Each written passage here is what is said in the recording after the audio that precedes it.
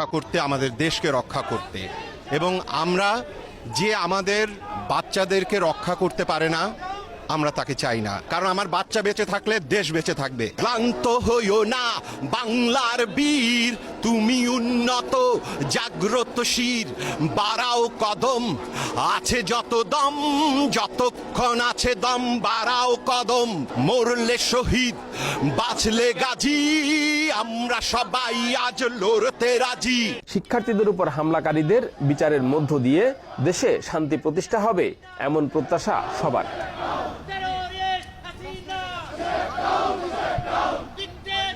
যে মেধাবী শিক্ষার্থীদের উপর ভর করে দাঁড়াবে আগামীর বাংলাদেশ, তাদের উপরই ছাত্রলীগ, যুবলীগ এবং আইন শৃঙ্খলা রক্ষাকারী বাহিনীর বর্বর হামলা চালাচ্ছে বলে মনে করছেন বিক্ষোভকারীরা। যে কারণে মেধাবীদের সুরক্ষার জন্য এখনই দেশবাসীকে এগিয়ে আসার আহ্বান জানাচ্ছেন তাদের পাশে। Shariful Islam, TVN24, new York. New York থেকে সম্প্রচারিত TVN24 টেলিভিশন বিশ্বজুড়ে বাঙালির কণ্ঠস্বর।